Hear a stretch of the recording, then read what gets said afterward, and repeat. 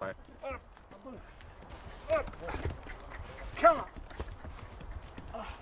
path was back-breaking. 5 miles along a narrow saddle, a tortuous trek which Alexander's men did at night with snow still in the gullies.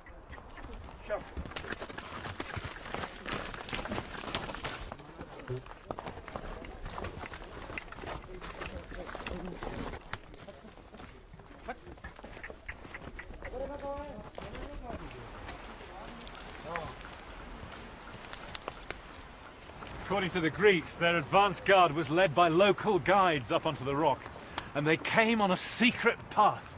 And there's only one way that could be, it's this. It comes across this narrow neck of land, which is the only way you can get onto the rock.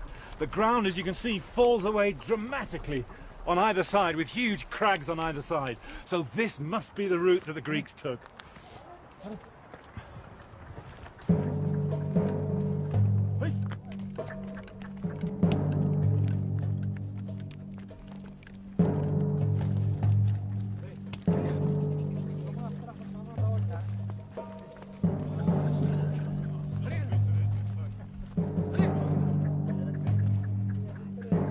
As the path got worse and worse, I found myself wondering why he'd bothered. Were the people on top such a threat to him? The only explanation I could come up with was what the Greeks called Alexander's pothos, his desire to surpass even the gods.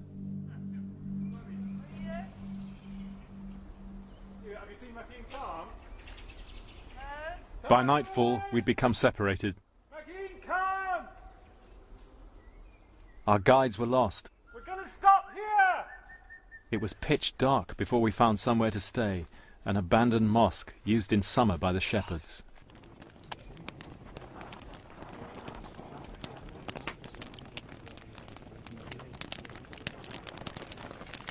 It's been an absolutely terrible walk. The terrain is just up and down, and even the donkeys could hardly make it.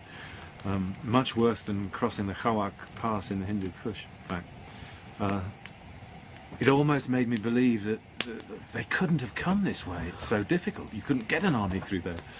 But if they did, if this was the way, then it is the most amazing demonstration of their absolute determination to overcome their enemies.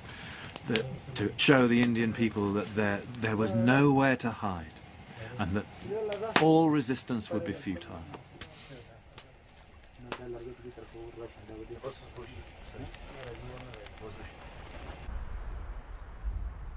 Next day, in a chill dawn, we looked down on the Indus from 8,000 feet. At 6 o'clock, after cold water and biscuits, we blearily prepared to carry on. It never ceased to amaze me how Alexander was able to inspire his men.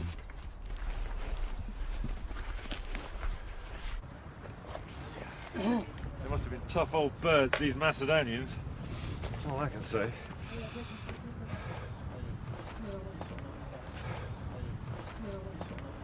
We're nearly there.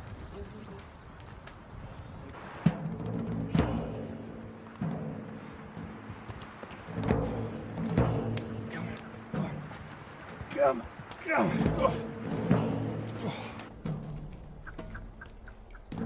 At nearly 9,000 feet, we reached the top of the ridge above پیرسر. To the north, the snow-capped peaks of the Karakoram.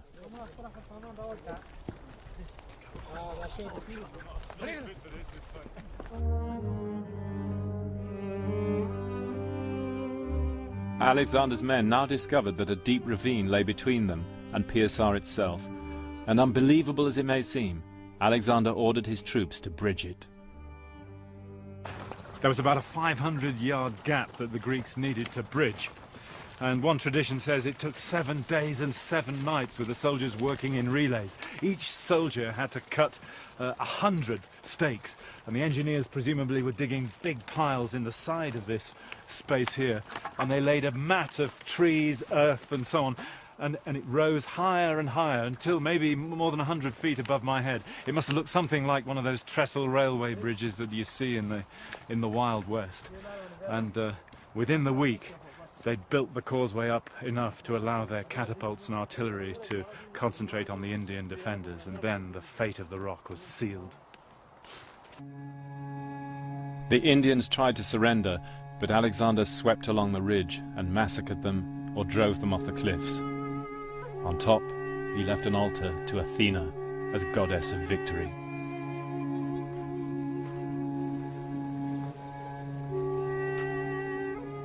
Looking out towards the roof of the world, Alexander could reflect he had surpassed even Hercules himself.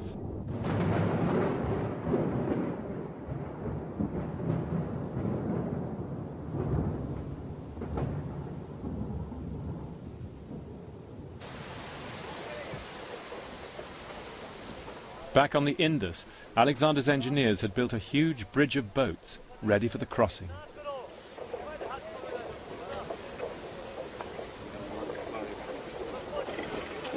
It must have taken them several days. By now the army was like a moving city. There were 64,000 infantry, 12,000 cavalry, camp followers, women, children, scientists, poets, even entertainers. And the surveyors who were still measuring every step from Greece to the end of the earth. And that was getting closer every day.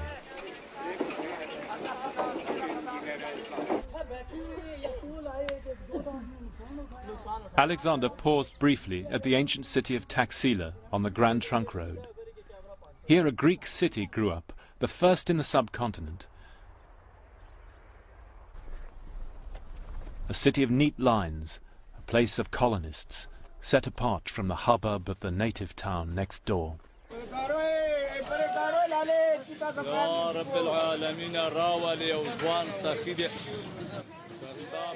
For centuries after, Greek was spoken in these streets just as English is now.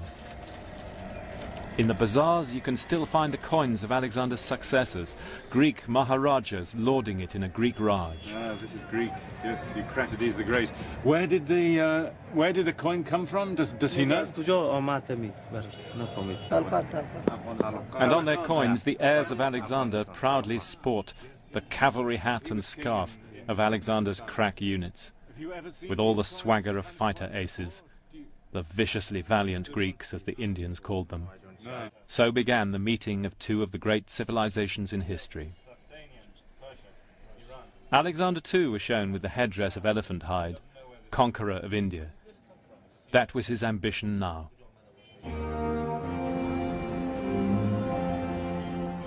He marched on south, towards the Great Salt Range. Long before the Grand Trunk Road, this was the ancient route into India.